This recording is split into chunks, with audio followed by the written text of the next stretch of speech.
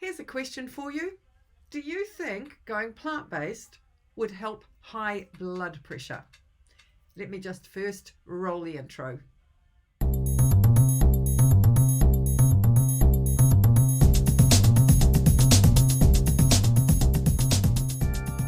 Hi, it's Fee here, the healthy vegan author and creator of the Gold Card Vegan website and club. Now, in a recent vlog, I talked about dementia and Alzheimer's. And I guess if you're getting a little bit older or someone in your family has suffered from either Alzheimer's or dementia, this is something that perhaps is on your currently fully cognitive mind. So how does that tie into high blood pressure? Now, most people associate hypertension with increased risks of heart attack and stroke. However, it can also damage organs like your eyes, kidneys, and also the brain. That's right. Elevated blood pressure increases the risk of cognitive impairment and brain shrinkage. Now, previously, it was thought to be high cholesterol causing the hardening of the vascular system that led to brain impairment.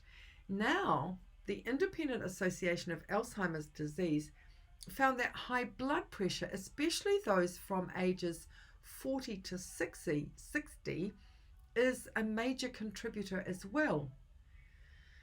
So the problem arises when every time our heart pumps blood up to the brain, when the artery walls are stiffened, the pulse can damage the small blood vessels. These are called microbleeds.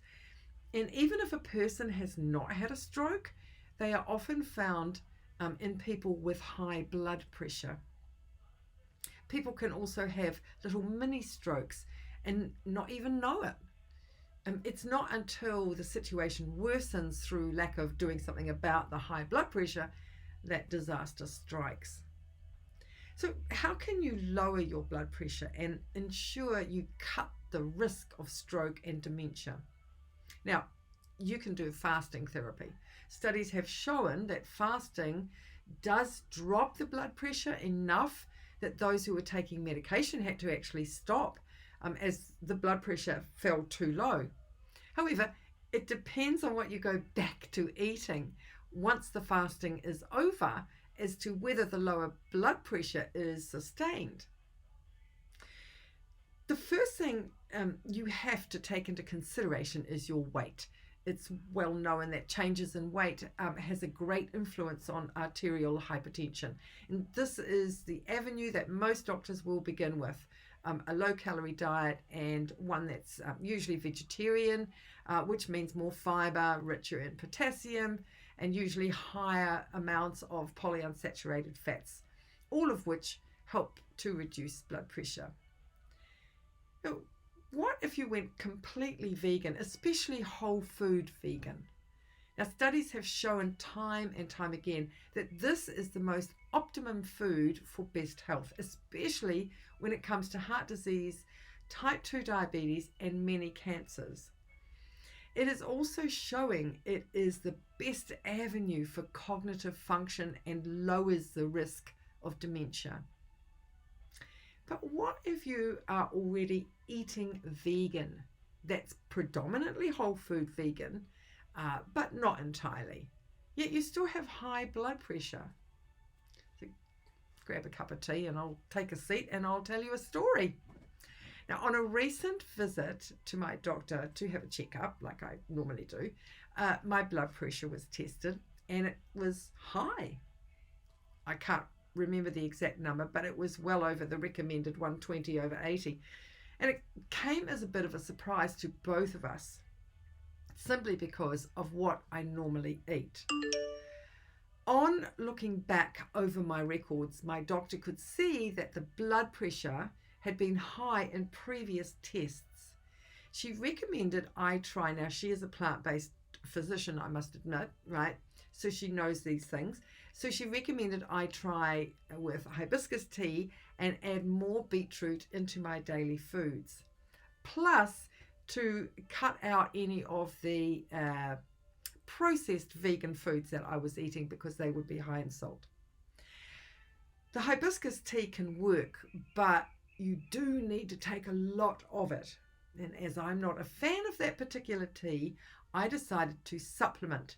And so I started on a regime of one 1100 milligram capsule a day. The beetroot, I elected to have it powdered, and I put a tablespoon of it into my morning smoothie. Over the course of 2 weeks, I took my blood pressure 3 times a day, not always at the same time, just mixed it up a bit. I kept a food and exercise diary, including the odd wine that I had, and I recorded the results. It was very satisfying to see the numbers come down.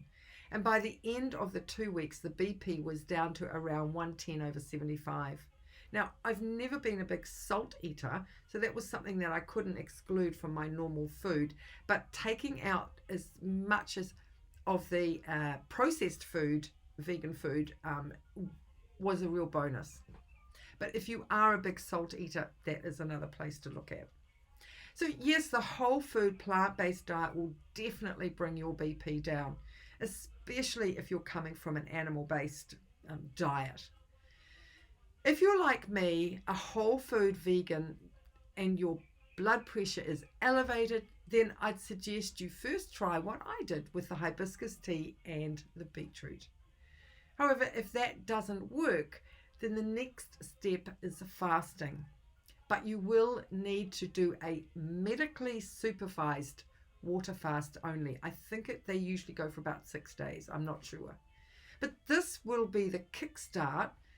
And from that, you will go on to a strict whole food plant-based diet, and then even out, and your blood pressure should be sustained. So let's recap. If your blood pressure is only slightly up, then try the hibiscus tea and the beetroot as I have done, keeping to predominantly whole food plant-based foods so that you can become a healthy vegan. If it's normally high, then go with the fast and then back into that whole food plant-based. Believe me, the food is amazing anyway.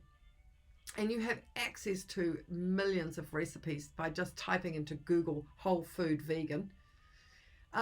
One downer with all of this is that you will have to reduce your alcohol intake and increase your aerobic exercise. That's it for today. Thank you so much for watching, and if you got something from this video, please share it. If you know someone who perhaps has high blood pressure, please share it. Give us a thumbs up and subscribe, clicking the notification bell so you don't miss the next one.